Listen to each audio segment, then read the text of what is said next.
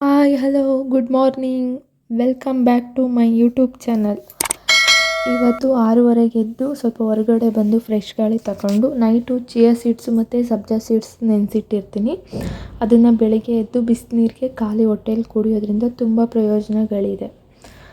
ಇವತ್ತು ಬ್ರೇಕ್ಫಾಸ್ಟ್ಗೆ ಮಸಾಲೆ ದೋಸೆ ಮತ್ತು tomato capsicum ಗೊಜ್ಜು ಮಾಡೋದ ಅಂತ ದೋಸೆ ಹಿಟ್ಟ ಸಪ್ರೇಟ್ ಇನ್ನೊಂದು ಬೌಲ್ಗೆ ಎತ್ತಿಟ್ಕೊಳ್ತಾ ಇದ್ದೆ.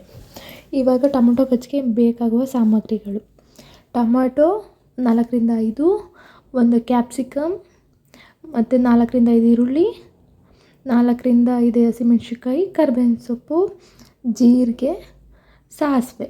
ಒಗ್ಗರಣೆಗೆ ಬಾಣಲಿ ಇಟ್ಕೊಂಡು 2-3 ಟೇಬಲ್ ಸ್ಪೂನ್ ಎಣ್ಣೆ ಹಾಕ್ಕೊಂಡು ಒಗ್ಗರಣೆಗೆ ಹಾಕೊಳ್ಳೋಣ. ಜೀರಿಗೆ, ಸಾಸಿವೆ, ಹಸಿಮೆಣ್ಸಿನ್ಕಾಯಿ, ಕರಿಬೇವಿನ ಸೊಪ್ಪು ಮತ್ತು ಈರುಳ್ಳಿನ ಚೆನ್ನಾಗಿ ಬಾಡಿಸ್ಕೊಳ್ಳೋಣ. ಹಸಿ ಸ್ಮೆಲ್ಲೆಲ್ಲ ಹೋಗಬೇಕು. ನೋಡಿ, ಬ್ರೌನ್ ಇಷ್ಟ ಆಗಬೇಕು. ಆವಾಗ ಟೊಮೊಟೊ ಕಟ್ ಮಾಡಿ ಇಟ್ಕೊಂಡಿರ್ತೀವಲ್ಲ ಅದನ್ನ ಸೇರಿಸ್ಕೊಳ್ಳೋಣ. ಇವಾಗ ಅದನ್ನ ಮಿಕ್ಸ್ ಮಾಡ್ಕೊಳ್ಳೋಣ.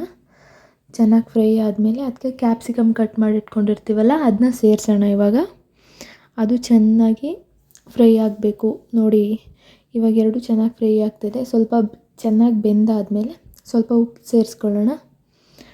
ಸ್ವಲ್ಪ ಅರಿಶಿನ ಆ್ಯಡ್ ಮಾಡ್ಕೊಳ್ಳೋಣ. ಹಸಿಮೆಣ್ಸಿನ್ಕಾಯಿ ಹಾಕಿರ್ತೀವಿ, ನಿಮಗೆ ಖಾರ ಎಷ್ಟು ಬೇಕೋ ಅಷ್ಟು ನೋಡ್ಕೊಂಡು ಹಾಕೊಳ್ಳಿ.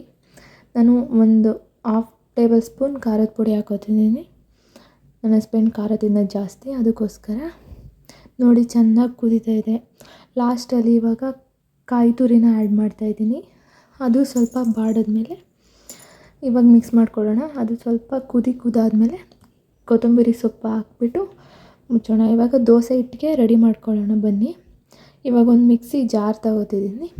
ಅದಕ್ಕೆ ಏನೇನು ಹಾಕೋಬೋದು: ಪುದೀನ ಸೊಪ್ಪು, ಪಾಲಕ್ ಸೊಪ್ಪನ್ನ ತೊಳೆದಿಟ್ಕೊಂಡಿರೋ ಪುದೀನ ಸೊಪ್ಪು, ಒಂದು 4-5 ಈರುಳ್ಳಿ, ಒಂದು ಈರುಳ್ಳಿನ ಕಟ್ ಮಾಡಿ ಇಟ್ಕೊಂಡಿರಬೇಕು ಉದ್ದುದ್ದಕ್ಕೆ, 4 ಈರುಳ್ಳಿ, ಬೆಳ್ಳುಳ್ಳಿ, ಒಂದು 4 ಹಸಿಮೆಣ್ಸಿನ್ಕಾಯಿ,